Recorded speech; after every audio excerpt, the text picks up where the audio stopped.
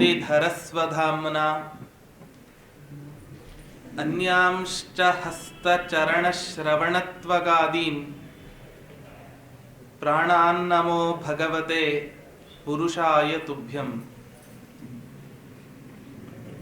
तपस्वाध्याय शुश्रूषा कृष्णपूजारतं मुनिं विश्वेशमिष्टदं वन्दे परिव्राट् चक्रवर्तिनम्। ಶ್ರೀ ಗುರುಭ್ಯೋ ನಮಃ. ಹರಿಃ ಓಂ.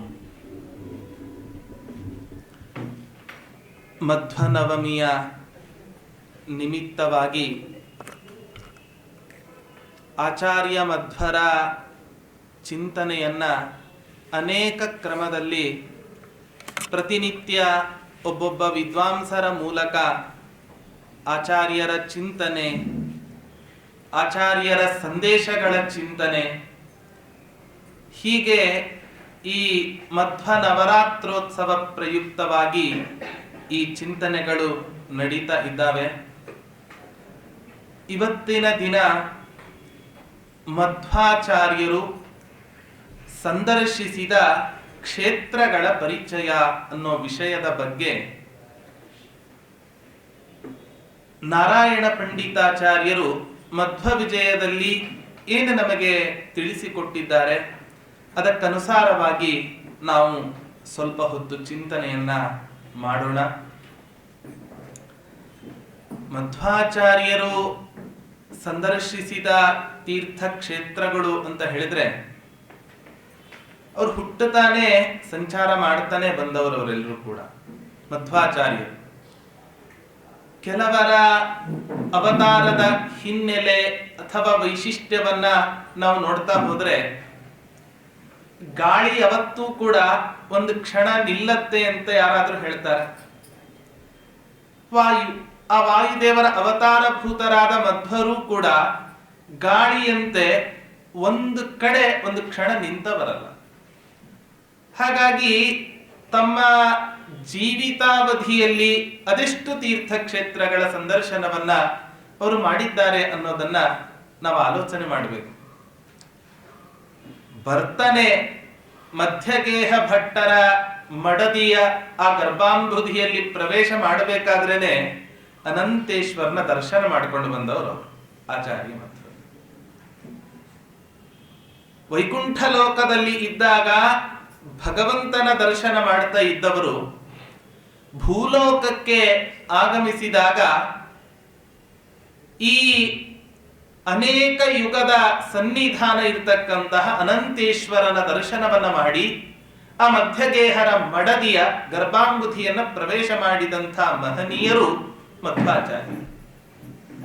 ಇದರಿಂದ ನಾವು ಅರ್ಥ ಮಾಡ್ಕೋಬೇಕು ಅವರ ಜೀವಿತಾವಧಿಯಲ್ಲಿ ಎಷ್ಟೆಷ್ಟು ತೀರ್ಥಕ್ಷೇತ್ರಗಳ ಸಂದರ್ಶನವನ್ನ ಅವರು ಮಾಡಿದ್ದಾರೆ. ಗರ್ಭ ಪ್ರವೇಶ ಆಯಿತು, ಹುಟ್ಟಿದ್ರು.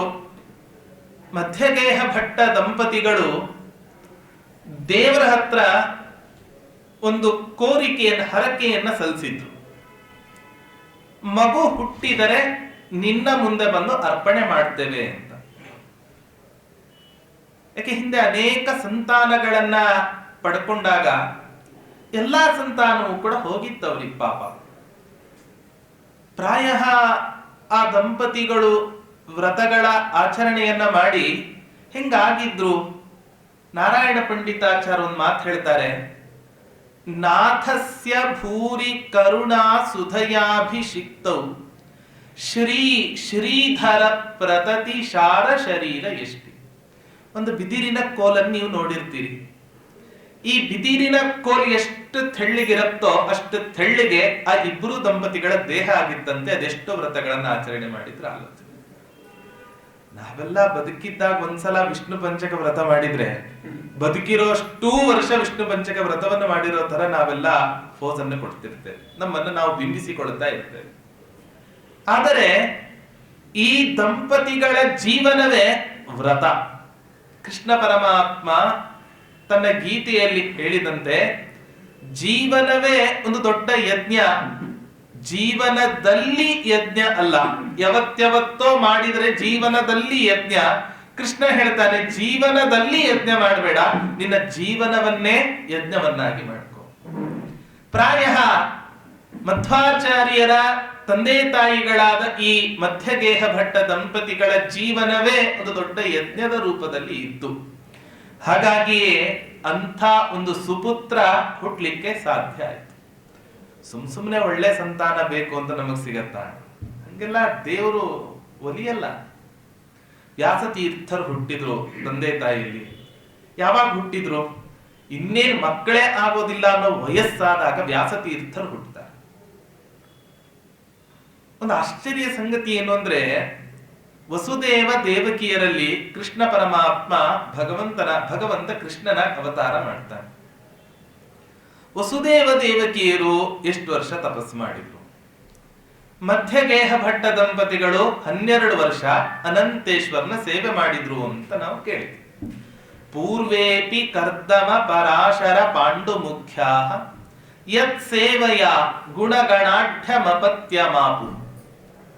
ಹಾಗಾಗಿ ಕರ್ದಮ ಪ್ರಜಾಪತಿ, ದೇವಹೂತಿಯರು ಇವರೆಲ್ಲರೂ ಕೂಡ ಒಂದು ಉತ್ತಮ ಸಂತಾನವನ್ನು ಪಡ್ಕೊಂಡಿದ್ದಾರೆ. ಅಂದ್ರೆ ಉತ್ತಮ ತಪಸ್ಸಿನ ಫಲದ ರೂಪದಲ್ಲಿ ಅಲ್ಲಿ ಉತ್ತಮ ಸಂತಾನ. ವಸುದೇವ ದೇವಕಿಯರಲ್ಲಿ ಭಗವಂತ ಕೃಷ್ಣನ ಅವತಾರ ಮಾಡಿದಾಗ ಅವ್ರು ಎಷ್ಟು ವರ್ಷ ತಪಸ್ಸು ಮಾಡಿದ್ರು? 10 ವರ್ಷ, 100 ವರ್ಷ, 1000, 10,000, ಲಕ್ಷ ಅಲ್ಲ. ಹೇಳತ್ತೆ ಪುರಾಣ, ಹೇಳತ್ತೆ ಕಲಿಯುಗ ಅಂದ್ರೆ 4,32,000 ಚಿಲ್ಲರೆ ವರ್ಷ. ಅದರ 2 ಪಟ್ಟು ದ್ವಾಪರ, ದ್ವಾಪರದ 2 ಪಟ್ಟು ತ್ರೇತಾಯುಗ, ತ್ರೇತಾಯುಗದ 2 ಪಟ್ಟು ಕೃತಯುಗ. ಇಷ್ಟು ಯುಗದ ವರ್ಷಗಳನ್ನು ಸೇರಿಸಿದ್ರೆ ಎಷ್ಟು ವರ್ಷ ಆಗತ್ತೋ ಅಷ್ಟು ವರ್ಷ ಪರ್ಯಂತ ಭಗವಂತ ನನ್ನ ಮಗನಾಗಿ ಹುಟ್ಟಬೇಕು ಅಂತ ಅದಿತಿ ಕಶ್ಯಪರು ತಪಸ್ಸು ಮಾಡಿ. ನಾವು ಅರ್ಥ ಮಾಡ್ಕೋಬೇಕಾಗ, ಉತ್ತಮ ಸಂತಾನ ನಮಗ್ ಬೇಕು ಅಂತ ಆದ್ರೆ ನಾವು 1 ವರ್ಷ ಪ್ರಯತ್ನ ಪಟ್ರೆ ಆಗದೆ ಹೋದ್ರೆ ಬೇಸರ ಪಡಬಾರದು. ಅದಿತಿ ಕಶ್ಯಪರನ್ನ ಆದರ್ಶ, ಕರ್ದಮ ಪ್ರಜಾಪತಿ ದೇವಹೂತಿಯರನ್ನ ಆದರ್ಶವನ್ನಾಗಿ ಇಟ್ಕೊಳ್ಳಿ, ಮಧ್ಯಗೇಹ ಭಟ್ಟ ದಂಪತಿಗಳನ್ನ ಆದರ್ಶವನ್ನಾಗಿ ಇಟ್ಟುಕೊಂಡಾಗ ಉತ್ತಮ ಸಂತಾನ ಪ್ರಾಪ್ತಿ ನಮಗೆ ಜೀವನದಲ್ಲಿ ಆಗತ್ತೆ. ಅಂಥ ಒಂದು ಸುಪುತ್ರನನ್ನ ತಮ್ಮ ಕುಲಸ್ವಾಮಿಯಾದ ಅನಂತಾಸನ ದೇವರಿಗೆ ಅರ್ಪಣೆ ಮಾಡೋದಕ್ಕೆ ಅಂತ ಹೋಗ್ತಾರೆ. ಆ ಸಮಯದಲ್ಲಿ ಸಾಯಂಕಾಲದ ಸಮಯದಲ್ಲಿ, ಆ ಸಂದರ್ಭದಲ್ಲಿ ಇವರ ಮಧ್ಯದಲ್ಲೇ ಒಬ್ಬ ಪ್ರವೇಶ ಮಾಡ್ತಾನೆ, ಭೂತ ಪ್ರವೇಶ ಆಗುತ್ತೆ. ಭೂತ ಹೇಳುತ್ತೆ, ಆವಿಶ್ಯ ಪೂರುಷಮುವಾಚ ಮಹಾಗ್ರಹೋಸು ಅಸ್ಮದ್ವಿಹಾರ ಸಮಯೋಪಗತಾನ್ ಸಮಸ್ತ. ಇವತ್ತಿನ ದಿನ ಈ ಸಮಯದಲ್ಲಿ ನೀವೇನು ಬಂದಿದ್ದೀರಿ, ವಾಪಸ್ ಮನೆಗೆ ಹೋಗ್ಲಿಕ್ಕೆ ನಿಮಗೆ ಸಾಧ್ಯವೇ ಇರಲಿಲ್ಲ. ಯಾಕೆ? ನಾವು ವಿಹಾರ ಮಾಡತಕ್ಕಂಥ ಸಮಯದಲ್ಲಿ ಯಾರೇ ಬಂದರೂ ಕೂಡ ಅವರು ನಮ್ಮ ಆಹಾರ ಆಗ್ತಾರೆ, ಅವರು ನಮ್ಮ ಆಹಾರ ಆಗ್ತಾರೆ. ಆದ್ರೆ ನಿಮ್ಮನ್ನ ಇವತ್ತಿನ ದಿನ ನಾನು ಬಿಡ್ತಾ ಇದ್ದೇನೆ. ಯಾಕೆ ಅಂತ ನಿಮ್ ಕೈಯಲ್ಲಿ ಮಗು ಇದೆ ಅಲ್ವಾ, ಆ ಮಗು ಇರೋ ಕಾರಣಕ್ಕೋಸ್ಕರ ನೀವು ಬದುಕಿದ್ದೀರಿ ಅಂತ ಅನ್ಕೊಳ್ಳಿ. ಆ ಮಗು ಇರೋ ಕಾರಣಕ್ಕೋಸ್ಕರ ನೀವು ಬದುಕಿದ್ದೀರಿ ಅಂತ ಅನ್ಕೊಳ್ಳಿ. ಹೀಗೆ ಆರಂಭದಲ್ಲೇ ಆ ಮಗು ಈ ಘಟನೆಯ ಮೂಲಕ ತನ್ನ ತಂದೆ ತಾಯಿಗಳಿಗೆ ಒಂದು ಸ್ಪಷ್ಟ ಸಂದೇಶ ಕೊಡ್ತು. ಏನು? ನಾನು ನಿಮ್ಮ ಮಗ ಅಲ್ಲ. ದುರ್ಗಾ ಮಾತೆ, ಪರಶುರಾಮ ದೇವರು ಏನಿದ್ದಾರೆ ಪಾಚಕ ಕ್ಷೇತ್ರದಲ್ಲಿ, ಅವರ ಮಗ ನಾನು ಅನ್ನೋದನ್ನು ಈ ಘಟನೆಯ ಮೂಲಕ ಆ ಪುಟ್ಟ ಬಾಲಕ ತನ್ನ ತಂದೆ ತಾಯಿಗಳಿಗೆ ಸ್ಪಷ್ಟಪಡಿಸ್ತಾನೆ. ಕೃಷ್ಣ ಹುಟ್ಟಬೇಕಾದ್ರೆ, ಅವತಾರ ಮಾಡಬೇಕಾದ್ರೆ ಕೈಯಲ್ಲಿ ತಮದ್ಭುತಂ ಬಾಲಕ ಮಂಬುಜೇಕ್ಷಣಂ ಚತುರ್ಭುಜಂ ಶಂಖ ಗದಾತ್ಯುದಾರಿದಂ. ಶಂಖ, ಚಕ್ರ, ಗದಾ ಈ ಎಲ್ಲ ಚಿಹ್ನೆಗಳನ್ನ ಧರಿಸಿ ಅವತಾರ ಮಾಡೋದರ ಮೂಲಕ ವಸುದೇವ ದೇವಕಿಯರಿಗೆ ಹೇಳಿದಂತೆ ನಿಮ್ಮ ಮಗ ನಾನಲ್ಲ. ಹಾಗೆ ಈ ವಾಸುದೇವನು ಕೂಡ ಈ ತಂದೆ ತಾಯಿಂದಿರು ಆ ಅನಂತಾಸನ ದೇವರಿಗೆ ತನ್ನನ್ನು ಅರ್ಪಣೆ ಮಾಡೋ ಉದ್ದೇಶದಿಂದ ಹೋದಂತ ಸಂದರ್ಭದಲ್ಲಿ ಈ ಒಂದು ಸಂದೇಶವನ್ನ ತನ್ನ ತಂದೆ ತಾಯಿಯರಿಗೆ ಮುಟ್ಟಿಸ್ತಾನಂತೆ. ಹೀಗೆ ಮುಟ್ಟಿಸಿದ ಮೇಲೆ ದೇವರಿಗೆ ಅರ್ಪಣೆಯನ್ನ ಮಾಡಿಕೊಂಡು ಬರ್ತಾರೆ.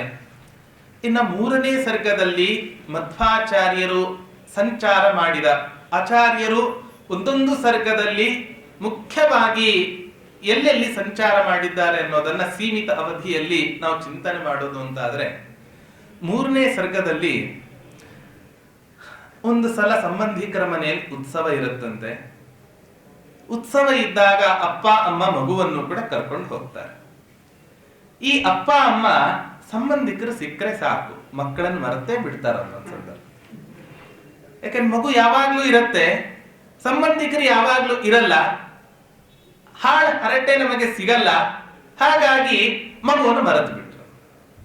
ನಾರಾಯಣ ಪಂಡಿತಾಚಾರ್ಯರು ಹೇಳ್ತಾರೆ, ಸ್ವಜನತಾ ಪಗಮಾಗಮ ಸಂಗಮ ಪ್ರತಿಸಭಾಜಿತ ಪೂರ್ವಕ ಸಂಭ್ರಮೆ ಅವಿದುಷಿ ಜನನೀತಿ ಸಬಾಲಕ. ಜನನೀ ಅವಿದುಷಿ. ಈ ತಾಯಿ ಯಾರು ಬರ್ತಾರೋ ಅವ್ರಿಗೆ ಸ್ವಾಗತ ಮಾಡೋದು, ಕೂಡಿಸೋದು, ಸತ್ಕಾರ ಮಾಡೋದು, ಇದರಲ್ಲೇ ಕಾಲ ಕಳೀತಾ ಇದ್ದಾಳೆ. ಆದ್ದರಿಂದ ನನ್ನ ಬಗ್ಗೆ ಮಹತ್ವನೇ ಈ ತಂದೆ ತಾಯಿಗಳು ಕೊಡ್ತಾ ಇಲ್ಲ. ನೋಡಿ, ಇದ್ದಾಗ ಮಹತ್ವ ಗೊತ್ತಾಗಲ್ಲಂತೆ, ಹೋದ್ಮೇಲೆ ಅಯ್ಯೋ ಇಲ್ಲ ಅಂತ ಮಹತ್ವ ಬುದ್ಧಿ ಅಂತ ಶಾಸ್ತ್ರ ಹೇಳುತ್ತೆ. ಅಪ್ಪ ಅಮ್ಮ ಇರೋ ತನಕನೂ ಕೂಡ ಕ್ಯಾರೆ ಅಂತ ಅಂದಿರಲ್ಲ, ಹೋದ ಮೇಲೆ ಹಂಗ್ ಮಾಡ್ತಾ ಇದ್ರು, ಹಿಂಗ್ ಮಾಡ್ತಾ ಇದ್ರು. ಸತ್ವತ್ ಸಮಾಧಿ ಮೇಲೆ ಏನ್ ಹೊಗಳಿದ್ರೇನು, ಏನ್ ಮಾಡಿದ್ರೇನು, ಏನು ಕೂಡ ಪ್ರಯತ್ನ ಮಾತಿದೆ. ಜೀವತೋ ವಾಕ್ಯಕರಣ ಪ್ರತ್ಯರ್ಥಂ ಭೂರಿ ಭೋಜನ ಅಂತ ಒಂದು ಮಾತು. ತಂದೆ ತಾಯಿಗಳು ಬದುಕಿದ್ದಾಗ ಅವರ ಮಾತನ್ನ ಕೇಳೋದೆ ದೇವತಾರಾಧನೆಯನ್ನ ಮಾಡಿದಷ್ಟು ಫಲ. ನಾವಿವತ್ತಿನ ದಿನ ದೇವರನ್ನ ಪೂಜೆ ಮಾಡ್ಬೇಕಾದ್ರೆ ಎಲ್ಲೆಲ್ಲೋ ಪೂಜೆ ಮಾಡ್ಲಿಕ್ಕಾಗತ್ತಾ? ದೇವರ ಮನೆಯನ್ನು ಬಾತ್ರೂಮ್ ಪಕ್ಕ ಮಾಡ್ಲಿಕ್ಕಾಗತ್ತಾ? ಅದಕ್ಕೆ ಅಂತ ಒಂದು ಈಶಾನ್ಯ ಮೂಲೆಯಲ್ಲಿ ಸೀಮಿತ ಜಾಗ, 2x2, 5x5 ಅಂತೂ ಒಂದು. ನಾವು ಮಲಗೋ ಕೋಣೆ ದೊಡ್ಡದಿದ್ರು ಕೂಡ ದೇವರಿಗಂತೂ ಒಂದು ಚಿಕ್ಕದಾಗಿ ಏನೋ ಒಂದು ಮಾಡಿರ್ತೇವೆ. ದೇವಸ್ಥಾನದಲ್ಲಿ ದೇವರ ಪೂಜೆಯನ್ನು ಮಾಡ್ಬೇಕಾದ್ರೆ ಒಂದು ಗುಡಿ ಗುಂಡಾರ ಬೇಕೇ ಬೇಕು. ಆದರೆ ನಮ್ಮ ಕಣ್ಣಿಗೆ ಕಾಣಿಸ್ತಕ್ಕಂತಹ ಪ್ರತಿ ನಿತ್ಯ ದೇವತೆಗಳು ಯಾರು ಅಂದ್ರೆ, ಗೋಪುರ ಇಲ್ಲದೆ ಪ್ರತಿ ನಿತ್ಯ ನಮ್ಮಿಂದ ಪೂಜೆ ತೆಗೆದುಕೊಳ್ಳತಕ್ಕಂತಹ ದೇವತೆಗಳು ಅಂದ್ರೆ ನಮ್ಮನ್ನ ಹುಟ್ಟಿಸಿದ ತಂದೆ ತಾಯಿಗಳು.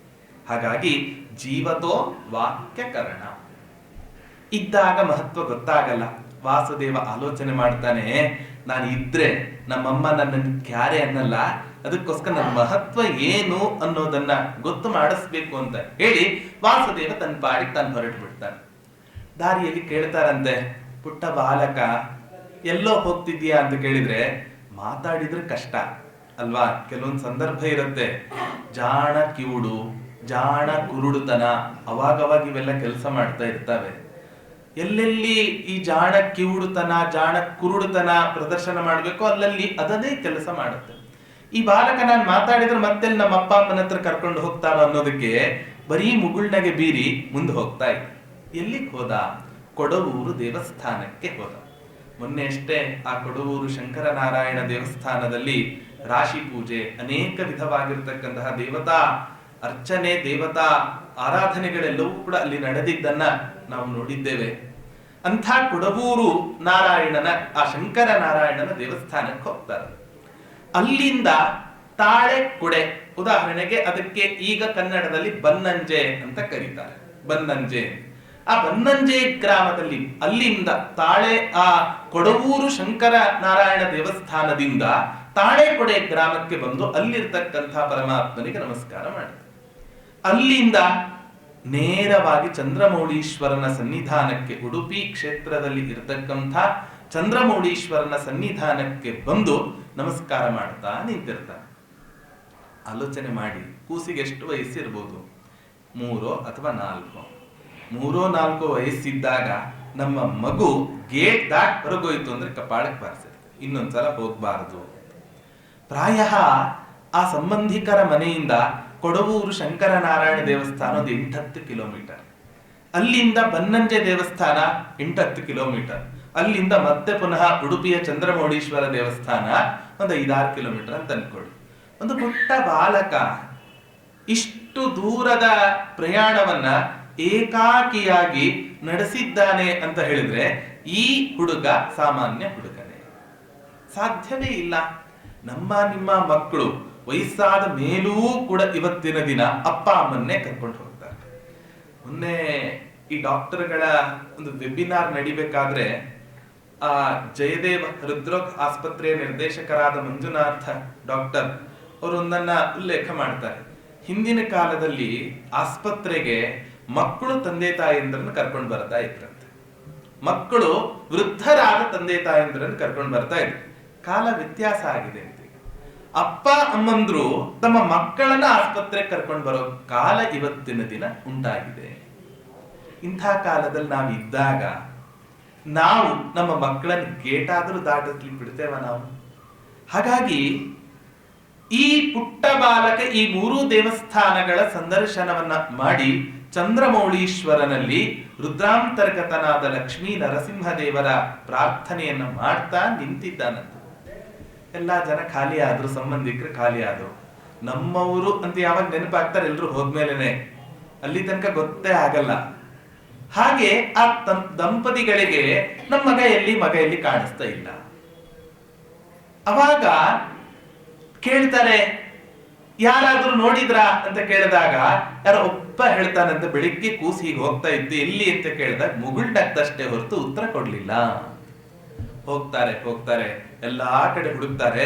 ಕೊನೆಗೆ ಚಂದ್ರಮೌಳೀಶ್ವರನ ದೇವಸ್ಥಾನಕ್ಕೆ ಬಂದು ಹೇಳ್ತಾರೆ, ಇಷ್ಟು ದೂರದ ಪ್ರಯಾಣವನ್ನ ಕೂಸು ನೀನ್ ಹೆಂಗ್ ಮಾಡಿದಿ ಅಂತ ಕೇಳ್ತಾರಂತವ್ರು.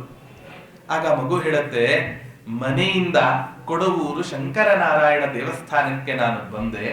ಅಲ್ಲಿಂದ ಬನ್ನಂಜೆ ತಾಳೆಕೊಡೆ ದೇವಸ್ಥಾನಕ್ಕೆ ಬರೋ ತನಕ ಶಂಕರನಾರಾಯಣ ದೇವಸ್ಥಾನ ಕೊಡವೂರು ಆ ಕ್ಷೇತ್ರ ಸ್ವಾಮಿಯಾದ ದೇವರು ನನ್ನ ಸ್ನೇಹಿತನಾಗಿ ಆ ದೇವಸ್ಥಾನಕ್ಕೆ ಬಿಟ್ಟು ಹೋದ. ಬನ್ನಂಜೆಯಿಂದ ಇಲ್ಲಿ ತನಕ ಬರೋ ತನಕ ಆ ಬನ್ನಂಜೆಯ ಕ್ಷೇತ್ರ ಸ್ವಾಮಿ ಈ ಚಂದ್ರಮೌಳೀಶ್ವರನ ದೇವಸ್ಥಾನದ ತನಕ ಬಿಟ್ಟು ಹೋದ. ಪುಟ್ಟ ಬಾಲಕ ಮಾತನಾಡ್ತಾ ಇದೆ. ನಮ್ಮ ಮಕ್ಕಳೇನಾದ್ರೂ ಕೂಡ ಸ್ವಲ್ಪ ಹೊರಳಿ ಬಿದ್ರೆ ಸಾಕು, ಎಷ್ಟು ಖುಷಿ ಪಡ್ತೇವೆ ನಾವು.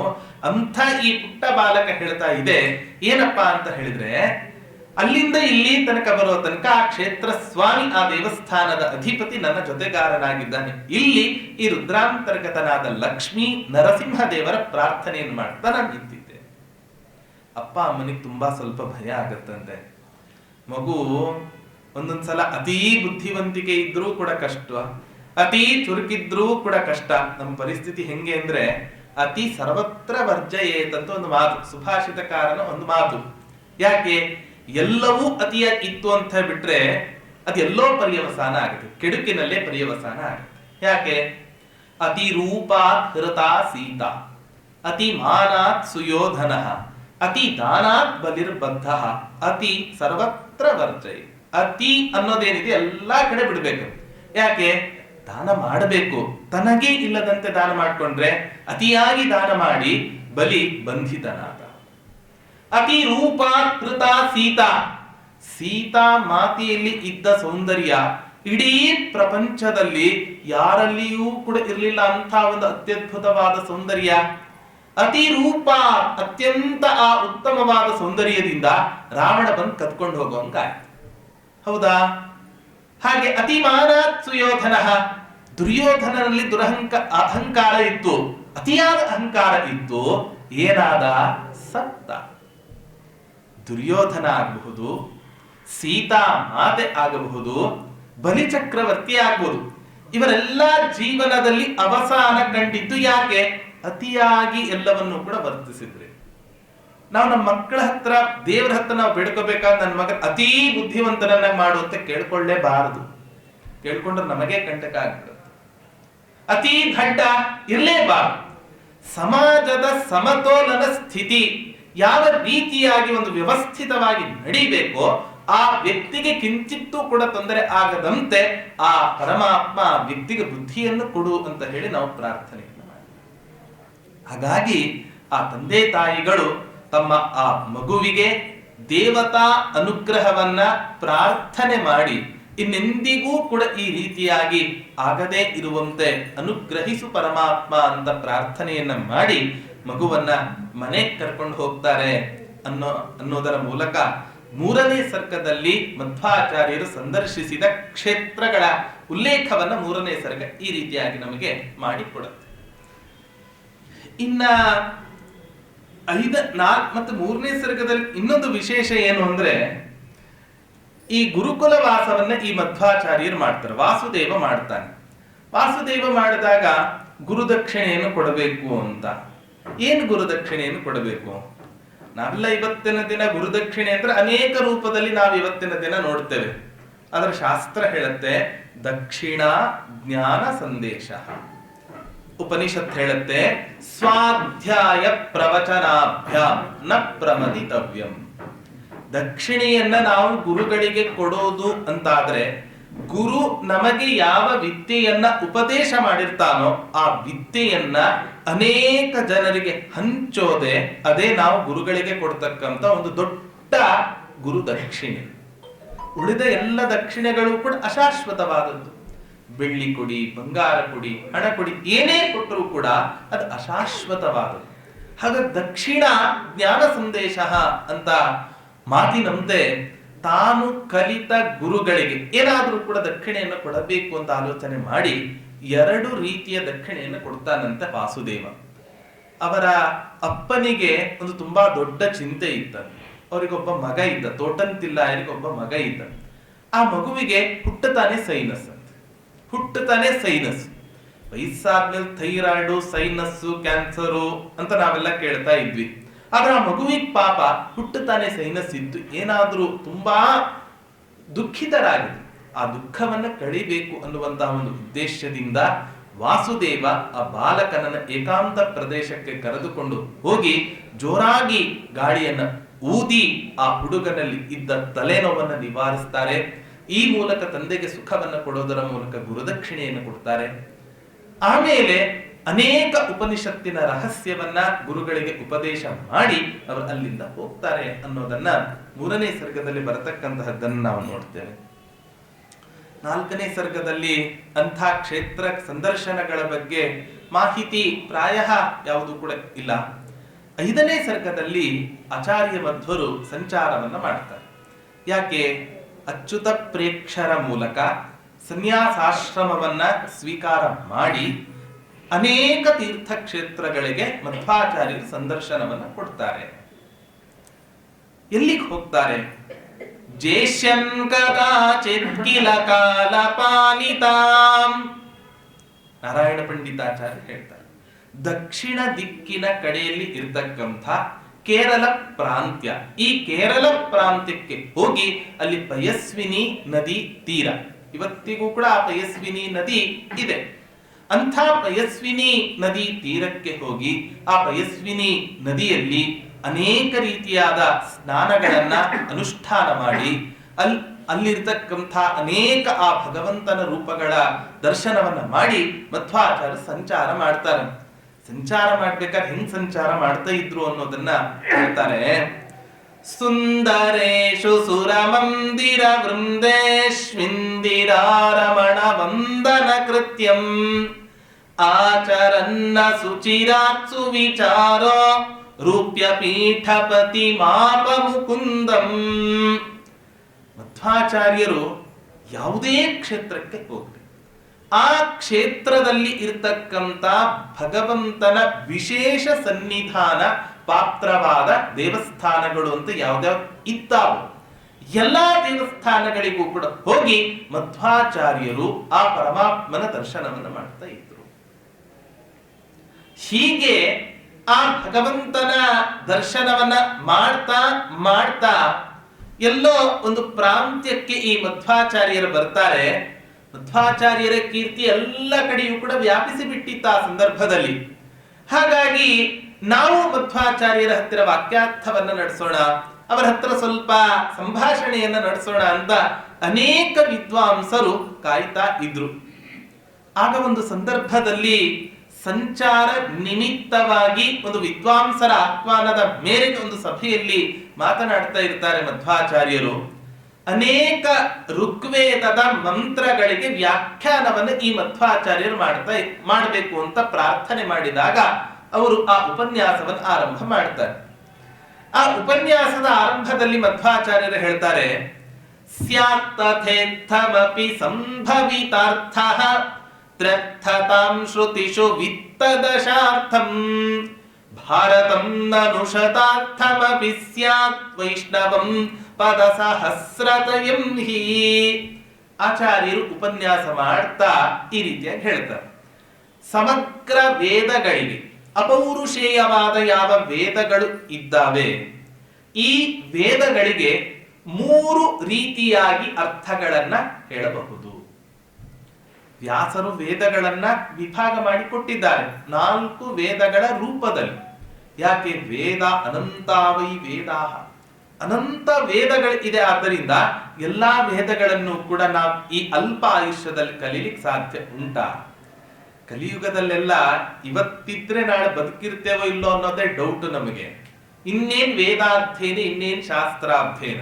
ಅದಕ್ಕೆ ವ್ಯಾಸರು ಕಲಿ ಕಾಲಕ್ಕೆ ಅನುಕೂಲ ಆಗಲಿ ಅನ್ನೋ ಒಂದು ಉದ್ದೇಶದಿಂದ ಋಗ್ವೇದವನ್ನ 24 ವಿಭಾಗ ಮಾಡಿದ್ರು, ಯಜುರ್ವೇದವನ್ನ ಶತಧ 100 ವಿಭಾಗ ಮಾಡಿದ್ರು, ಸಾಮವೇದಂ ಸಹಸ್ರದ 1000 ವಿಭಾಗವನ್ನು ಮಾಡಿಕೊಟ್ರು ವ್ಯಾಸರು ಈ ವೇದವನ್ನು.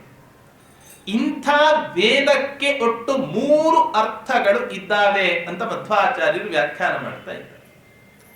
ಹಾಗೆ ಇತಿಹಾಸ ಪುರಾಣ ಪಂಚಮೋ ವೇದಾನಾಂ ವೇದ, 5ನೇ ವೇದ ಅಂತ ಕರೆಸಿಕೊಂಡಿರ್ತಕ್ಕಂಥ ಅತ್ಯದ್ಭುತವಾದ ಗ್ರಂಥ ವೇದವ್ಯಾಸ ದೇವರು ರಚನೆ ಮಾಡಿದ ಮಹಾಭಾರತ. ಈ ಮಹಾಭಾರತಕ್ಕೆ ಆಚಾರ್ಯ ಹೇಳ್ತಾ ಇದ್ದಾರೆ ಒಟ್ಟು 10 ಅರ್ಥಗಳು ಇದ್ದಾವೆ. 1,00,000 ಶ್ಲೋಕಾತ್ಮಕವಾದ ಮಹಾಭಾರತ ಗ್ರಂಥಕ್ಕೆ 10 ಅರ್ಥಗಳು ಇದ್ದಾವೆ. ಮಹಾಭಾರತದ ಮಹತ್ವವನ್ನು ನೀವು ಕೇಳಬೇಕು ವ್ಯಾಸರ ಮಾತಲ್ಲಿ. ಒಂದು ತಕ್ಕಡಿಯಲ್ಲಿ 18 ಪುರಾಣಗಳು ಇದ್ದಾವೆ, 4 ವೇದಗಳು ಇದ್ದಾವೆ, ಇನ್ನೊಂದು ತಕ್ಕಡಿಯಲ್ಲಿ ಬರೀ ಮಹಾಭಾರತ ಗ್ರಂಥ ಇದೆ. ನಿಮ್ ಪ್ರಕಾರ ಯಾವ ತಕ್ಕಡಿ ತೂಗಬೇಕಾಗಿತ್ತು? 18 ಪುಸ್ತಕ ಮೇಲ್ 4 ಪುಸ್ತಕ 22 ಗ್ರಂಥ ರಾಶಿ ಇರತಕ್ಕಂತ ತಕ್ಕಡಿ ತೂಗಬೇಕಾಗಿತ್ತು. ಆದ್ರೆ ವಿಪರ್ಯಾಸ, 1,00,000 ಶ್ಲೋಕಾತ್ಮಕವಾದ ಮಹಾಭಾರತ ಗ್ರಂಥ ಯಾವ ತಕ್ಕಡಿಯಲ್ಲಿ ಇದೆ ಆ ತಕ್ಕಡಿ ಕೆಳಗೆ ಭಾರ ಆಗ್ತಾ ಇದೆ. ದೇವೈರ್ ಬ್ರಹ್ಮಾದಿಭಿಃ ಸರ್ವೈ ಋಷಿಭಿಶ್ಚ ಸಮನ್ವಿತಃ ತುಲಾಂ ಆರೋಪಿತಃ ಪುರಾ. ಆಚಾರ್ಯರ ತಾತ್ಪರ್ಯ ನಿರ್ಣಯದಲ್ಲಿ ಮಹಾಭಾರತದ ಮಹತ್ವವನ್ನು ಸೂಚನೆ ಮಾಡ್ತಾ ಹೇಳ್ತಾರೆ, ಯದಿ ಹಾಸ್ತಿ ತದನ್ಯತ್ರ ಎನ್ನೇ ಹಾಸ್ತಿನ ಪುತ್ರ. ಮಹಾಭಾರತದಲ್ಲಿ ಇರೋದೇ ಇಡೀ ಪ್ರಪಂಚದಲ್ಲಿ ಇರೋದು. ಮಹಾಭಾರತದಲ್ಲಿ ಇಲ್ಲ ಅಂದ್ರೆ ಪ್ರಪಂಚದಲ್ಲಿ ಇರಲಿಕ್ಕೆ ಸಾಧ್ಯವೇ ಇಲ್ಲ. ಅಷ್ಟು ಮಹತ್ವಪೂರ್ಣವಾದ ಒಂದು ವಿಶಿಷ್ಟವಾದ ಸ್ಥಾನಮಾನ 5ನೇ ವೇದ ಅಂತ ಕರೆಸಿಕೊಂಡಿರ್ತಕ್ಕಂಥ ಮಹಾಭಾರತ ಗ್ರಂಥಕ್ಕೆ ಇದೆ. ಇಂಥ ಮಹಾಭಾರತ ಗ್ರಂಥಕ್ಕೆ 10 ಅರ್ಥಗಳು ಅಂತ ಹೇಳಿ ಮಧ್ವಾಚಾರ್ಯ ಸಭೆಯಲ್ಲಿ ಹೇಳ್ತಾರೆ. ವೈಷ್ಣವಂ ಪದಸಹಸ್ರತಯಂ ಹಿ, ಈ ಮಹಾಭಾರತದಲ್ಲಿ ಬರತಕ್ಕಂಥ ವಿಷ್ಣು ಸಹಸ್ರನಾಮ ಅಂತ ಏನಿದೆ, ಈ ವಿಷ್ಣು ಸಹಸ್ರನಾಮದಲ್ಲಿ ಇರುವಂಥ ಪ್ರತಿಯೊಂದು ಪದಕ್ಕೂ ಕೂಡ 100 ಅರ್ಥಗಳು ಇದ್ದಾವೆ ಅಂತ ವ್ಯಾಖ್ಯಾನ ಮಾಡ್ತಾರೆ. ಆಚಾರ್ಯ ಸಿಕ್ ಬಿದ್ರು ಅಂತ ಅನ್ಕೊಂಡ್ರು. ಯಾಕೆ? 3 ಅರ್ಥ ತಿಳ್ಕೋಬಹುದು, 10 ಅರ್ಥನೂ ಕೂಡ ತುಂಬಾ ಪ್ರತಿಭಾಶಾಲಿಯಾದ ನೆನಪಿಟ್ಕೋಬಹುದು. ಸುಮ್ಮನೆ ಬಾಯಿ ಬಿಟ್ಟು 100 ಅರ್ಥ ಇದೆ ಅಂತ ಹೇಳಿದ್ದಾರೆ ಅಂತ ಹೇಳಿ ಅವ್ರು ಏನು ಮಾಡ್ತಾರೆ ಅಂದ್ರೆ, ಹಾಗಾದ್ರೆ ನೀವು ಆ 100 ಅರ್ಥ ಹೇಳಿ. ಏನಾದ್ರೂ ಒಂದು ಕುಹಕತನವನ್ನ ಮಾಡಬೇಕು ಅನ್ನೋ ಒಂದು ಉದ್ದೇಶದಿಂದ 100 ಅರ್ಥ ಇದೆ ಅಂತ ನೀವೇನ್ ಹೇಳಿದ್ದೀರಿ ಆ 100 ಅರ್ಥವನ್ನ ನಮಗೆ ಹೇಳಿ ಅಂತ ಹೇಳಿ. ಆಚಾರ್ಯರು ಸುಮ್ಮನೆ ಇರ್ತಾರ? ನಾನು 100 ಅರ್ಥ ಹೇಳ್ತೇನೆ, ಹೇಳಿದ್ದನ್ನು ನೀವು ವಾಪಸ್ ಹೇಳೋದಾದ್ರೂ ಮಾತ್ರ, ಇಲ್ದೋದ್ರೂ ಬರೀ ಸುಮ್ಮನೆ ಬಾಯಿ ಬಿಡ್ಕೊಳ್ಳೋಂಗ ಆಯ್ತಷ್ಟೇ. ಆಯ್ತು ಹೇಳ್ತೇವೆ ಅಂತ. ವಿಷ್ಣು ಸಹಸ್ರನಾಮದಲ್ಲಿ ಬರ್ತಕ್ಕಂಥ ಮೊದಲನೇ ಪದ ವಿಶ್ವ. ಆ ವಿಶ್ವ ಶಬ್ದದ ಅರ್ಥವನ್ನ ಆಚಾರ್ಯ ಮಧ್ವರು ಹೇಳಲಿಕ್ಕೆ ಆರಂಭ ಮಾಡ್ತಾರೆ. 1 ಆಯ್ತು, 2 ಆಯ್ತು, 3 ಆಯ್ತು, 4 ಆಯ್ತು, 5 ಆಯ್ತು, 6 ಆಯ್ತು, 6ನೇದು ಶುರು ಆಗ್ಲಿಕ್ಕಿಲ್ಲ.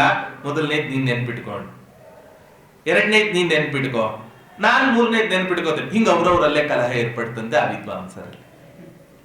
ವರ್ಣಿತಾವಧೃತಿ ದುರ್ಬಲ ಚಿತ್ತಾಃ ತಾವದಾಕುಲ ಹೃದೋಕ್ಯ ಭವಂಸ್ತೆ ಮಧ್ವಾಚಾರ್ಯರು ಯಾವ ವಿಶ್ವಪದದ ಅರ್ಥವನ್ನ 5-6 ಅರ್ಥ ಹೇಳಿ ಮುಗಿಸ್ಲಿಕ್ಕೆ ಇಲ್ಲ, ಆಗಲೇ ಅವರ ಮತಿ, ಅವರ ಬುದ್ಧಿ ಆಚಾರ್ಯ ಮಧ್ವರು ಹೇಳಿದ್ದನ್ನು ಗ್ರಹಣ ಮಾಡಲಿಕ್ಕೆ ಸಮರ್ಥ ಆಗಲಿಲ್ಲ. ಏನ್ ಮಾಡ್ತಾರೆ ಮಧ್ವಾಚಾರ್ಯ ಹತ್ರ? ಹೇಳ್ತಾರಂತ ಮಧ್ವಾಚಾರ್ಯರಿಗೆ, ದೇವತಾ ಸ್ವಸುಲಭ ಪ್ರತಿಭಾತೆ ಮಾನುಷೇಷು ಚಪಲೇಷು ಕಥಾಕಾ ಕ್ಷಾಮ್ಯ ಸೌಮ್ಯ ಸಕಲಜ್ಞ ನಮಸ್ತೆ ತೇ ಬ್ರುವಂತ ಇತಿ ತಂ ಕಿಲ ನೇಮುಹು. ಅವ್ರು ಹೇಳ್ತಾರಂತೆ, ನಾವು ಮಾಡಿದ್ದು ತುಂಬಾ ತಪ್ಪಾಗಿದೆ.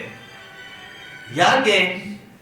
ನಿಮ್ಮ ಯಾವ ಈ ಪ್ರತಿಭೆ ಇದೆ ಮನುಷ್ಯರಲ್ಲಿ ಮಾತ್ರ ಅಲ್ಲ, ದೇವತಾ ಸ್ವಸುಲಭ ಪ್ರತಿಭಾತೆ, ದೇವತೆಗಳಲ್ಲಿಯೂ ಕೂಡ ಹುಡುಕಿದರೂ ಕೂಡ ನಿಮ್ಮಂಥ ವಿಶಿಷ್ಟ ಪ್ರತಿಭಾ ಉಳ್ಳ ದೇವತೆ ನಮಗೆ ಕಾಣಿಸ್ಲಿಕ್ಕೆ ಸಾಧ್ಯ ಇಲ್ಲ.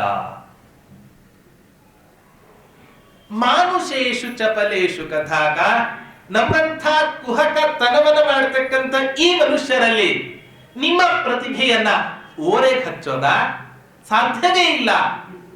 ಹಾಗಾಗಿ ಕ್ಷಾಮ್ಯ ಸೌಮ್ಯ ಸಕಲಜ್ಞ ನಮಸ್ತೆ, ಕ್ಷಾಮ್ಯ ಕ್ಷಮಾಶೀಲರೇ, ನಾವು ಮಾಡಿದ ಈ ತಪ್ಪನ್ನ ಮನ್ನಿಸುವಂಥವರಾಗಿ ನಮಗೆ ಅನುಗ್ರಹವನ್ನ ಮಾಡಿ ಅಂತ ಹೇಳಿ ಆ ಮಧ್ವಾಚಾರ್ಯ ಹತ್ರ ಪ್ರಾರ್ಥನೆಯನ್ನ ಮಾಡ್ತಾರೆ ಅಂತ ಇಲ್ಲಿ ಉಲ್ಲೇಖ ಮಾಡ್ತಾರೆ. ಹಾಗಾದ್ರೆ ಆಚಾರ್ಯರ ಪ್ರತಿಭೆ ಎಷ್ಟಿತ್ತು ಅನ್ನೋದನ್ನ ಈ ಮೂಲಕ ನಾವು ಅರ್ಥ ಮಾಡ್ಕೋಬೇಕು. ಹಾಗಾಗಿ ನಾವೆಲ್ಲ ತೀರ್ಥಕ್ಷೇತ್ರಗಳಲ್ಲಿ ನಾವು ಸಂಚಾರ ಮಾಡ್ತಾ ಇರ್ತೇವೆ ಅಂದ್ರೆ ಸುಮ್ಮನೇನೋ ಒಂದು ಟ್ರಿಪ್ ತರ ಹೋದ್ವಿ ಬಂದ್ವಿ ಅಂತ ಆಗಬಾರ್ದು. ಯಾತ್ರೆ ಅನ್ನೋ ಶಬ್ದವೇ ಹೇಳತ್ತೆ, ಯಾತನಾ ಇತಿ ಯಾತ್ರಾ ಅಂತ. ಸ್ವಲ್ಪ ಆದ್ರೂ ದುಃಖ ಆಗ್ಬೇಕಲ್ಲ ದೇಹಕ್ಕೆ. ಮನೆಯಲ್ಲಿ ಬೆಳಿಗ್ಗೆ ಎದ್ದ ತಕ್ಷಣ ಬೆಡ್ ಕಾಫಿ ಕುಡಿತೇನೆ, 7 ಗಂಟೆಗೆ ಸ್ನಾನ ಮಾಡಿದೆ ಕುಡಿತೇನೆ, ಅಥವಾ 7 ಗಂಟೆಗೆ ಸ್ನಾನ ಮಾಡಿ ದೇವರ ಪೂಜೆ ಮಾಡಿಯೇ ಕುಡಿತೇನೆ.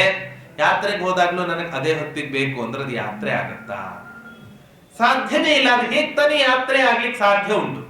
ಯಾತನಾ ಸ್ವಲ್ಪ ಆದ್ರೂ ಕೂಡ ನಾವು ಆ ತೀರ್ಥಕ್ಷೇತ್ರಗಳಿಗೆ ಸಂದರ್ಶನವನ್ನ ಮಾಡಬೇಕಾದ್ರೆ ನಮ್ಮ ದೇಹಕ್ಕೆ ದುಃಖ ಕೊಟ್ಟಾಗ ಮಾತ್ರ ಅದು ಯಾತ್ರೆ ಅಂತ ಕರೆಸಿಕೊಳ್ಳತ್ತೆ.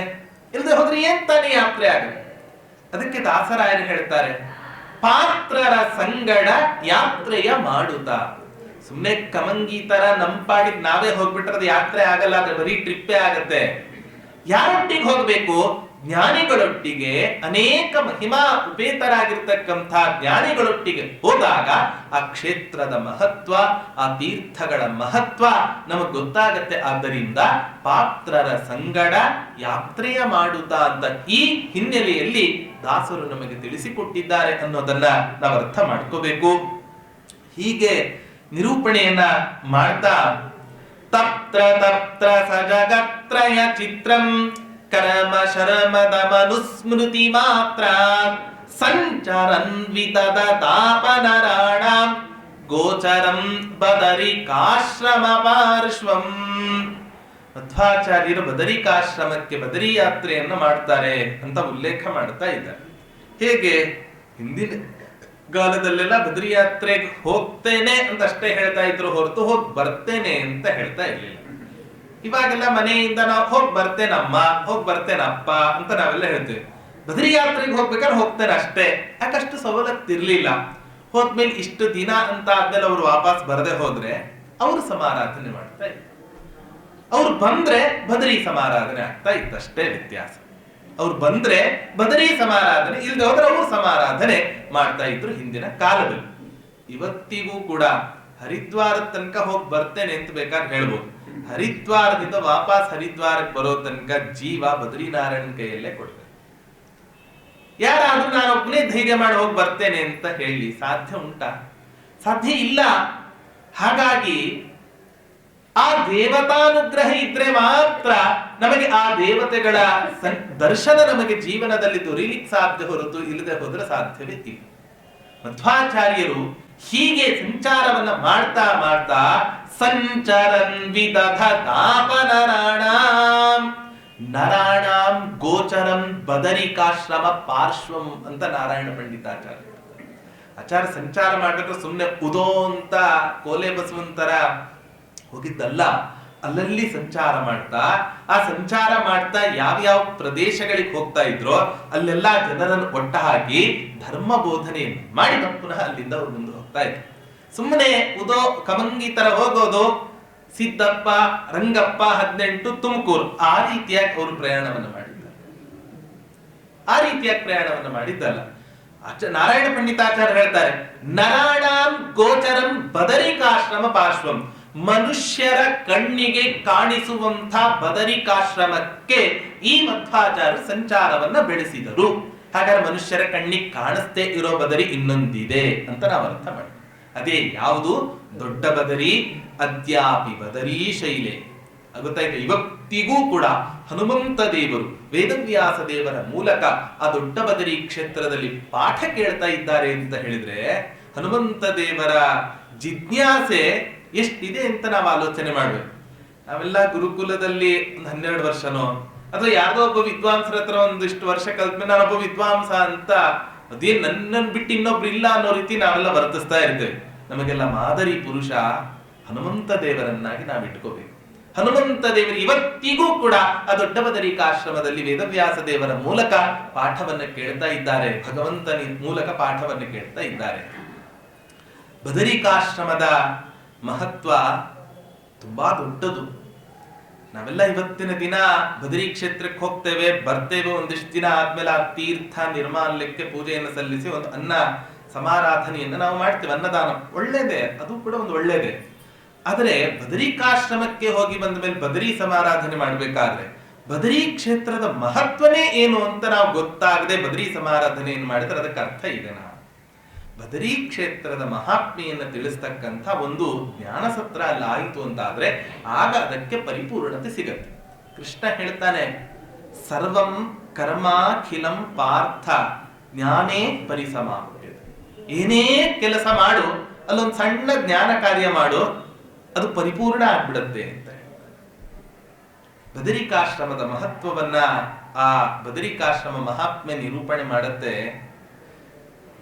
ಬದರಿ ಕ್ಷೇತ್ರದಲ್ಲಿ ಸ್ವಾಮಿಯಾದ ಯಾವ ಬದರಿ ನಾರಾಯಣನಿದ್ದಾನೆ, ಈ ಬದರಿ ನಾರಾಯಣನಿಗೆ ಯಾರು ಅಡಿಗೆ ಮಾಡ್ತಾರೆ ಗೊತ್ತಾ? ಭವಾನಿ ಪಚತಿ.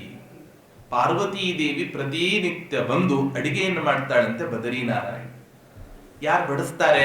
ಅವಳ ಗಂಡ ರುದ್ರದೇವರು ಪ್ರತಿನಿತ್ಯ ಆ ಬದರಿ ನಾರಾಯಣನಿಗೆ ಬಡಿಸ್ತಾನೆ. ಅಲ್ಲಿರೋ ಅರ್ಚಕರು ಸುಮ್ಮನೆ ಅಷ್ಟೇ, ಅವ್ರ ನಿಮಿತ್ತ ಮಾತ್ರ. ಇವತ್ತಿಗೂ ನಾವು ಉಡುಪಿ ಕ್ಷೇತ್ರದಲ್ಲಿ ಕೃಷ್ಣ ಪರಮಾತ್ಮನಿಗೆ ನೈವೇದ್ಯವನ್ನು ಯಾರು ಮಾಡ್ತಾರೆ? ಪರ್ಯಾಯ ಪೀಠಾಧೀಶ್ವರರಲ್ಲ, ಮಧ್ವಾಚಾರ್ಯರೇ.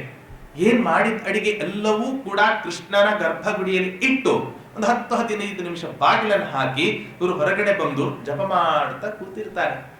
ಯಾರು ನೈವೇದ್ಯ ಮಾಡೋದು? ಸ್ವತಃ ಮಧ್ವಾಚಾರ್ಯರೇ ಆ ಸಮಯಕ್ಕೆ ಬಂದು ನೈವೇದ್ಯವನ್ನು ಮಾಡ್ತಾರೆ. ಮಧ್ವಾಚಾರ್ಯರು ನೈವೇದ್ಯ ಮಾಡಿರ್ತಕ್ಕಂಥ ಪದಾರ್ಥ ನಮ್ಮ ಹೊಟ್ಟೆ ಬಿದ್ದು ನಾವು ಎಷ್ಟು ಪವಿತ್ರ ಆಲೋಚನೆ ಮಾಡ್ತೀವಿ.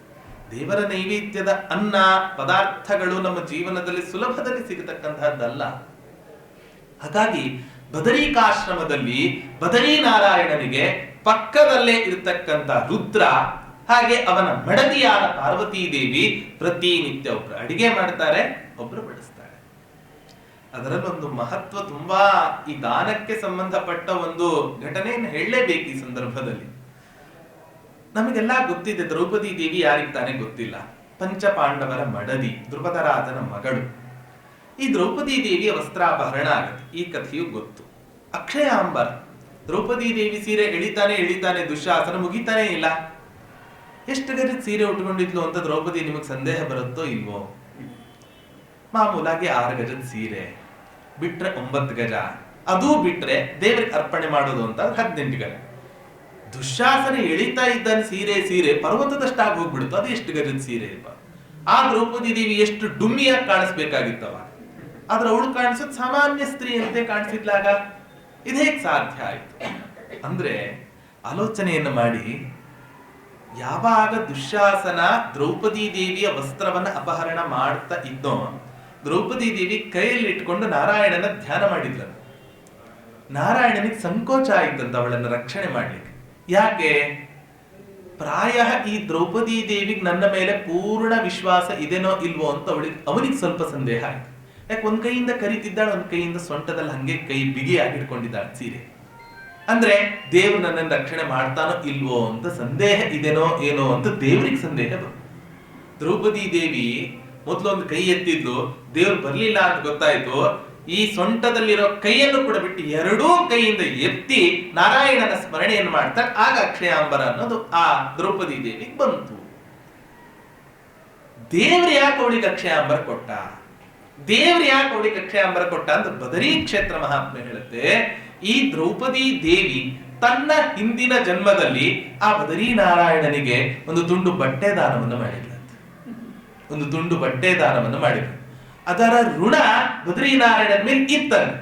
ಈ ಋಣವನ್ನು ನಾನು ಯಾವಾಗ ತೀರಿಸಬೇಕು ಅಂತ ಸಿದ್ಧಹಸ್ತನ ಕಾಯ್ತಾ ನಿಂತಿದ್ದಂತವ್.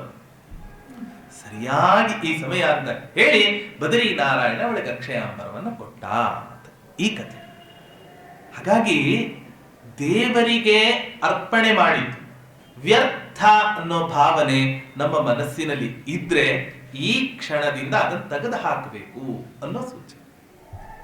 ಕೆರೆಯ ನೀರನ್ನು ಕೆರೆಗೆ ಚೆಲ್ಲಿ ದೇವರು ಕೊಟ್ಟಿದ್ದನ್ನ ಅವನಿಗೆ ಕೊಟ್ಬಿಟ್ರೆ ಅವನಿಗೇನು ಮಾಡಬೇಕು ಅಂತ ಗೊತ್ತಾದ್ರೆ ಇನ್ನಷ್ಟು ಜಾಸ್ತಿ ಮಾಡಿ ಕೊಡ್ತಾನೆ. ದೇವರ ಹತ್ರ ನಾವು ವ್ಯವಹಾರ ಮಾಡ್ಲಿಕ್ಕೆ ಶುರು ಮಾಡಿದ್ವಿ ಅಂದ್ರೆ, ನಾನ್ ನಿನಗೆ ಶೆಟ್ಟಿ ಅಂತ ಹೇಳಿ ಅವ್ನು ನಮ್ಮ ಹತ್ರ ವ್ಯವಹಾರ ಮಾಡ್ಲಿಕ್ಕೆ ಶುರು, ಹಿಂಗೆಲ್ಲ ವ್ಯವಹಾರ ಮಾಡ್ಲಿಕ್ಕೆ ಹೋಗ್ಬಾರ್ದು. ಹಾಗಾಗಿ ಅಂಥ ನರಾಣಾಂ ಗೋಚರಂ ಬದರಿಕಾಶ್ರಮ, ಮನುಷ್ಯರ ಕಣ್ಣಿಗೆ ಕಾಣಿಸ್ತಕ್ಕಂಥ ಬದರಿಕಾಶ್ರಮಕ್ಕೆ ಹೋಗಿ ಮಧ್ವಾಚಾರ್ಯರು ಪ್ರತಿ ನಿತ್ಯ ಆ ಬದರಿಯಲ್ಲಿ ಹರಿತಾ ಇರತಕ್ಕಂಥ ಅಲಕ ನಂದೆಯಲ್ಲಿ ಸ್ನಾನವನ್ನು ಮಾಡ್ತಾ ಇದ್ರು. ಹೆಂಗಿದೆ ಅಲಕನಂದ ನದಿ? ನೀವೆಲ್ಲ ಬದರಿಗೆ ಹೋದವ್ರು ನಿಮ್ಗೆಲ್ಲ ಗೊತ್ತು. ಒಂದು ಕ್ಷಣ ಅಲಕನಂದೆಯಲ್ಲಿ ಕೈ ಇಟ್ಟರೆ ಶಟ್ಕೊಂಡೇ ಹೋಗ್ತಾವ ಕೈ ಅಷ್ಟೇ. 5 ನಿಮಿಷ ಇಟ್ಟರೆ ನಮ್ಮ ಪ್ರಾಣವೇ ಹರೋಹರ ಗೋವಿಂದ ಆಗ್ಬಿಟ್ಟಿರುತ್ತೆ. ನಾರಾಯಣ ಪಂಡಿತಾಚಾರ್ಯ ಹೇಳ್ತಾರೆ, ಮಜ್ಜನಂ ವ್ಯಧಿತ ಶೀತಲ ಗಂಗಾ ವಾರಿ ನಿತ್ಯ ಮರುಣೋದಯ ಕಾಲೇ ಯತ್ ಸ್ಪೃಶಂತಿ ನರಾಹಿಮ ಭೀತಾಃ ಅಂಶ ಏಷ ಪೃಷತಾಮಧಿಪಸ್ಯ. ಮನುಷ್ಯರ ಮುಟ್ಲಿಕ್ಕೂ ಹೆದರ್ಕೊಳ್ತಕ್ಕಂಥ ನೀರು ಅದು ಅಲಕನಂದ ನದಿ. ಅಂಥ ಅಲಕನಂದೆಯಲ್ಲಿ ಮಜ್ಜನಂ ವ್ಯಧಿತ ಶೀತಲ ಗಂಗಾ ವಾರಿ ನಿತ್ಯ ಮಾರು ಅರುಣೋದಯ ಕಾಲೇ, ಪ್ರತಿನಿತ್ಯ ಅರುಣೋದಯ ಕಾಲದಲ್ಲಿ ಎದ್ದು ಮಧ್ವಾಚಾರ್ಯರು ಆ ಅಲಕನಂದೆಯಲ್ಲಿ ಸ್ನಾನವನ್ನು ಮಾಡ್ತಾ ಇದ್ರು. ಯಾರಿಗಾದ್ರೂ ಅರುಣೋದಯ ಕಾಲ ಗೊತ್ತಾ? ಎಷ್ಟೋ ಜನಕ್ಕೆ ಸೂರ್ಯೋದಯ ಕಾಲವೇ ಇವತ್ತಿನ ದಿನ ಗೊತ್ತಿರಲ್ಲ. ಅರುಣೋದಯ ಕಾಲ ಇದೆ ಅಂದ್ರೆ ಅದು ಒಂದು ಕಾಲ ಇದೆನಾ ಅಂತ ಕೇಳ್ತಕ್ಕಂಥ ಪರಿಸ್ಥಿತಿ ಇವತ್ತಿನ ದಿನ ಇದೆ. ಧರ್ಮಶಾಸ್ತ್ರ ಹೇಳುತ್ತೆ, ಸೂರ್ಯೋದಯ ಆದ ಮೇಲೂ ಕೂಡ ಯಾರು ಮಲಗಿರ್ತಾರಲ್ವಾ ಅವರಿಗೆ ರೋಗಗಳು ಸ್ವಲ್ಪ ಜಾಸ್ತಿ. ರೋಗ ನಮಗ್ ಅನಾಯಾಸವಾಗಿ ಬರಬೇಕು ಅಂದ್ರೆ 2 ಕೆಲಸ ಮಾಡ್ಬೇಕಂತ. ಒಂದು, ಸೂರ್ಯ ಹುಟ್ಟಿದ ಮೇಲೂ ಮಲ್ಕೊಳ್ಳೋದು. ಈ ಸಂಧ್ಯಾಕಾಲ, ಈ ಸಮಯದಲ್ಲಿ ನಾವು ಕೂತಿದ್ದೇವೆ, ಈ ಸಂಧ್ಯಾಕಾಲದಲ್ಲಿ ಹೊಟ್ಟೆ ಬಿರಿಯುವಷ್ಟು ತಿನ್ನೋದು. ಈ 2 ಕೆಲಸ ಮಾಡಿದ್ರೆ ಸಾಕಂತೆ ಬರಬಾರದ ರೋಗಗಳೆಲ್ಲ ನಮಗ್ ಬರ್ತಾವೆ. ಯಾಕೆ? ಸೂರ್ಯ ಉದಯ ಆದ ಮೇಲೂ ಕೂಡ ಯಾರು ಮಲಗಿರ್ತಾರಲ್ವಾ ಅವರಿಗೆ ಸೂರ್ಯ ಉದಯ ಆಗೋದಕ್ಕಿಂತ ಮುಂಚೆ ಯಾರು ಎದ್ದಿರ್ತಾರಲ್ವಾ ಅವ್ರಿಗೆ ಏನಾದ್ರೂ ರೋಗ ಇರುತ್ತಲ್ವಾ, ಆ ರೋಗ ಇವ್ರಿಗೆ ಟ್ರಾನ್ಸ್ಫರ್ ಆಗುತ್ತೆ, ಇವರಿಗಿರೋ ಆರೋಗ್ಯ ಅವ್ರಿಗೆ ಟ್ರಾನ್ಸ್ಫರ್ ಆಗುತ್ತೆ. ಅದಕ್ಕೆ ಅರುಣೋದಯ ಕಾಲದಲ್ಲಿ ಬೆಳಗ್ಗೆ 5 ಗಂಟೆಗೆ ಕೇಳೋರು ತುಂಬಾ ಆರೋಗ್ಯವಂತರಾಗಿರ್ತಾರೆ, ಅವ್ರಿಗೆ ಯಾವ್ದು ರೋಗಗಳು ಕೂಡ ಇರಲ್ಲ. ಸಂಧ್ಯಾ ಕಾಲದಲ್ಲೂ ತಿಂತ ಇರೋದಿಲ್ಲ. ಯಾಕೆ? ಆರೋಗ್ಯದ ಮೂಲ ಆ ಅರುಣೋದಯ ಕಾಲದಲ್ಲಿ ಸೂರ್ಯೋದಯಕ್ಕಿಂತ ಮುಂಚೆ ಹೇಳ್ತಕ್ಕಂಥದ್ದೇ ಗುಟ್ಟು. ಅರುಣೋದಯ ಕಾಲ, ಇಂಥ ಅರುಣೋದಯ ಕಾಲದಲ್ಲಿ ಮಜ್ಜನಂ ವಿಧಿತ, ಸ್ನಾನವನ್ನ ಮಾಡ್ತಾ ಇದ್ರಂತೆ ಈ ಮಧ್ವಾಚಾರ್ಯ. ಹಿಂಗ್ರಿ ನಾವೆಲ್ಲ ಸ್ನಾನ ಮಾಡಿದ್ರೆ ಸಾಕು, ಅದು ಸುಧಾರಿಸ್ಕೊಳ್ಳಿಕ್ ನಮಗೊಂದು 15-20 ನಿಮಿಷ ಬೇಕು. ನಮಗೆ ಪ್ರತಿನಿತ್ಯ ಸ್ನಾನವನ್ನು ಮಾಡ್ತೀವಿ. ಅಲ್ಲೇ ಮಧ್ವಾಚಾರ್ಯರು ಕಾಷ್ಠಮೌನ ವ್ರತವನ್ನು ಆಚರಣೆ ಮಾಡ್ತಾರೆ ಅಂತ ಹೇಳುತ್ತೆ. ಕಾಷ್ಠಮೌನ ಮದದಾಧುಪವಾಸಂ ಶುದ್ಧಮಪ್ಯಕೃತ ಶುದ್ಧ ಹೃದಿಚ್ಛನ್ ಅಂತ ಹೇಳುತ್ತೆ. ಶುದ್ಧ ಹೃದ್, ಅತ್ಯಂತ ಪರಿಪೂರ್ಣವಾಗಿ ಶುದ್ಧ ಅಂತಃಕರಣರಾದ ಮಧ್ವಾಚಾರ್ಯರು ಈ ಬದರಿಕಾಶ್ರಮದಲ್ಲಿ 48 ದಿನಗಳ ಪರ್ಯಂತ ಕಾಷ್ಠ ಮೌನ ವ್ರತದ ಆಚರಣೆಯನ್ನು ಮಾಡ್ತಾರೆ. ಹಿಂಗೊಂದು ವ್ರತ ಇದೆನಾ ಅಂತ ನಮಗನ್ಸುತ್ತೆ. ಕಾಷ್ಠಮೌನ ವ್ರತ ಯಾರೋ ಅಪರೂಪಕ್ಕೊಂದು 10,000 ಜನದಲ್ಲಿ ಒಬ್ರು ಮಾಡೋರು ಇದ್ರೆ ವಿರಲ, ಅತಿ ವಿರಲ. ಏನ್ ಕಾಷ್ಠಮೌನ? ಕಟ್ಟಿಗೆ ಎಷ್ಟು ಮೌನಿಯೋ ಅಷ್ಟೇ ಮೌನಿಯಂತೆ 48 ದಿನಗಳ ಪರ್ಯಂತ ನಾವು ಜೀವನವನ್ನು ನಡೆಸಬೇಕು. 1 ಗಂಟೆ ಬಾಯಿ ಮುಚ್ಕೊಂಡಿರಿ ಅಂತ ಹೇಳಿ, 1 ಗಂಟೆ ಬಾಯಿ ಮುಚ್ಕೊಂಡು ಇರಿ ಅಂತ ಹೇಳಿದ್ರೆ ಮುಗ್ದೇ ಅವಾಗ್ಲೇ ಜಾಸ್ತಿ ಮಾತಾಡ್ಬೇಕು ಅಂತ ಅನಿಸುತ್ತೆ. ಈ ಮನುಷ್ಯನಿಗೆ ಏನು ಮಾಡಬಾರ್ದು ಅಂತ ಹೇಳ್ತಾರಲ್ವಾ, ಅವಾಗಲೇ ಅದನ್ನ ಮಾಡಬೇಕು ಅನ್ನೋ ಬುದ್ಧಿ ಹುಟ್ಟತ್ತ. ಹಾಗಾಗಿ ನಮ್ಮಂಥ ಸಾಮಾನ್ಯ ಜನರಿಂದ ಈ ಕಾಷ್ಠಮೌನ ವ್ರತ, ಅನೇಕ ಕ್ಲಿಷ್ಟಕರವಾದ ವ್ರತಗಳ ಆಚರಣೆ ನಮ್ಮಿಂದ ಸಾಧ್ಯ ಇಲ್ಲ. ಅಂಥ ಅತ್ಯಂತ ಕಠಿಣವಾದ ವ್ರತವನ್ನ ಈ ಮಧ್ವಾಚಾರ್ಯರು ಒಂದು ಮಂಡಲ ಪರ್ಯಂತ 48 ದಿನಗಳ ಪರ್ಯಂತ, ಈ 48 ದಿನ ಯಾಕೆ ಮಾಡಿದ್ರು ಅಂತ ಹಾಗೆ ಒಂದು ಸೂಕ್ಷ್ಮವಾಗಿ ನಾವು ಗಮನಿಸೋದಾದ್ರೆ, 27 ನಕ್ಷತ್ರ, ಹೌದಾ? 27 ನಕ್ಷತ್ರ, 9 ನವಗ್ರಹ, ಎಷ್ಟಾಯ್ತು? 12 ರಾಶಿ, 48. ಹಾಗಾಗಿ ನಕ್ಷತ್ರ ನಿಮಿತ್ತವಾಗಿ, ರಾಶಿಗಳ ನಿಮಿತ್ತವಾಗಿ, ನವಗ್ರಹಗಳ ನಿಮಿತ್ತವಾಗಿ ಬರತಕ್ಕಂಥ ದೋಷಗಳು ಈ 48 ದಿನಗಳಲ್ಲಿ ಒಂದು ವ್ರತದ ಅನುಷ್ಠಾನವನ್ನು ನಾವು ಮಾಡಿದರೆ ಆ ಎಲ್ಲ ದೋಷಗಳು ಪರಿಹಾರ. 108 ಮಾಡ್ತಾರೆ, ಅದು ಯಾಕೆ? 60 ಸಂವತ್ಸರ ಸೇರಿಸ್ಕೊಳ್ಳಿ, 108 ಆಗ್ಬಿಡುತ್ತೆ. ಹಾಗಾಗಿ 60 ಸಂವತ್ಸರ ನಿಮಿತ್ತವಾಗಿ ಬರತಕ್ಕಂತಹ ದೋಷಗಳೇನಾದ್ರೂ ಇದ್ರೆ ಆ ದೋಷ ಪರಿಹಾರ ಆಗಬೇಕು ಅನ್ನೋ ಒಂದು ಉದ್ದೇಶದಿಂದ ಇಂಥ ವ್ರತಗಳನ್ನ ಆಚರಣೆ ಮಾಡೋದು ನಮ್ಮ ಸಂಪ್ರದಾಯದಲ್ಲಿ ಬಂದಿದೆ. ಹಾಗೆ ಮಧ್ವಾಚಾರ್ಯರು ಈ ಬದರಿಕಾಶ್ರಮದಲ್ಲಿ ಇದ್ದಾಗ ಇಂಥ ಅನೇಕ ವ್ರತಗಳನ್ನ ಆಚರಣೆ ಮಾಡಿ ಆ ಬದರಿನಾರಾಯಣನನ್ನ ಒಲಿಸಿಕೊಂಡು ವೇದವ್ಯಾಸ ದೇವರ ಸೂಚನೆಯ ಮೇರೆಗೆ ಅವರು ಆ ದೊಡ್ಡ ಬದರಿ ಕ್ಷೇತ್ರಕ್ಕೆ ಪ್ರಯಾಣವನ್ನ ಮಾಡ್ತಾರೆ ಅಂತ ಆ ಕಥೆ ಬರುತ್ತೆ. ಹಾಗೆ ಮುಂದೆ ಜಯಸಿಂಹರಾಜನ ಇನ್ನೊಂದು ಘಟನೆ ಹೇಳಲೇಬೇಕಾದದ್ದು ಏನು ಅಂದ್ರೆ, ವೇದವ್ಯಾಸ ದೇವರ ಹತ್ರ ಹೋದಾಗ ವೇದವ್ಯಾಸರಿಗೂ ಈ ಮಧ್ವಾಚಾರ್ಯರಿಗೂ ಮಾತುಕತೆ ಆಗತ್ತೆ. ಅಪ್ಪ ಮಗನ ಗಲಾಟೆ ಹೆಂಗ ಆಗುತ್ತೋ ಹಾಗೆ ಮಧ್ವಾಚಾರ್ಯರಿಗೂ ವೇದವ್ಯಾಸರಿಗೂ ಗಲಾಟೆ ಆಗುತ್ತೆ. ಏನ್ ನಾನು ವಾಪಸ್ ಭೂಮಿಗೆ ಹೋಗಲ್ಲ ಅಂತ ಇವ್ರು, ನೀನ್ ಹೋಗ್ಲೇಬೇಕು ಅಂತ ಇವ್ರು. ಯಾಕೆ ಅಂತ ಕೇಳ್ತಾರೆ. ವ್ಯಾಸರು ಯಾಕೆ ಹೋಗಲ್ಲ? ನಾನು ಹವ್ಯದಾನಮಿವ ನಿಂದ್ಯತೆ ಶುನೆ. ಮಧ್ವಾಚಾರ್ಯ ಹೇಳ್ತಕ್ಕಂಥ ಮಾತು, ಕಲಿಯುಗದಲ್ಲಿ ತತ್ವಜ್ಞಾನಕ್ಕೆ ಯೋಗ್ಯನಾದ ಒಬ್ಬನೇ ಒಬ್ಬ ಪುರುಷನು ಇಲ್ಲ, ಹಾಗಾಗಿ ನಾನು ಹೋಗಲ್ಲ. ಅವ್ರಿಗೇನಾದ್ರೂ ಕೂಡ ನಾನು ತತ್ವಜ್ಞಾನವನ್ನು ಕೊಟ್ರೆ ಒಂದು ಪವಿತ್ರವಾದ ಯಜ್ಞದ ಹವಿಸ್ಸನ್ನ ನಾಯಿ ಬಂದು ಮುಟ್ಟಿದ್ರೆ ಎಷ್ಟು ಅಪವಿತ್ರ ಆದೀತೋ ಅಷ್ಟೇ ಅಪವಿತ್ರ ಭಗವಂತನ ತತ್ವಜ್ಞಾನವನ್ನ ಈ ಕಲಿಯುಗದಲ್ಲಿರ್ತಕ್ಕಂಥ ಜನರಿಗೆ ಕೊಟ್ರೆ ಆಗತ್ತೆ. ಹಾಗಾಗಿ ನಾನು ಹೋಗಲ್ಲ. ಯಾವಾಗ ಹೇಳಿದ್ದೆ? 800 ವರ್ಷದ ಹಿಂದೆ. ಈಗ ಬಂದಿದ್ರೆ ಅವತಾರ ಮಾಡಿದ ತಕ್ಷಣ ದೇವರ ಹತ್ರ ಚಾಡಿ ಹೋಗ್ಬಿಡ್ತಿದ್ರೆ. ಅಂಥ ಪರಿಸ್ಥಿತಿ ಇವತ್ತೇ ನೋಡಿದ್ರೆ ಇನ್ನೂ ಕಲಿಯುಗವೇ ಆರಂಭ ಆಗಿಲ್ಲ. ಆಗ ವ್ಯಾಸರು ಹೇಳ್ತಾರೆ, ಕಲಿಯುಗದಲ್ಲಿ ತತ್ವ ಪಿಪಾಸುಗಳು ನೀ ಹೇಳಿದಂತೆ ಅಯೋಗ್ಯರಾದರೂ ಕೂಡ ಅಲ್ಪ ಸ್ವಲ್ಪ ಇದ್ದಾರೆ, ನಿಮ್ಮಂಥವರೆಲ್ಲರೂ ಕೂಡ.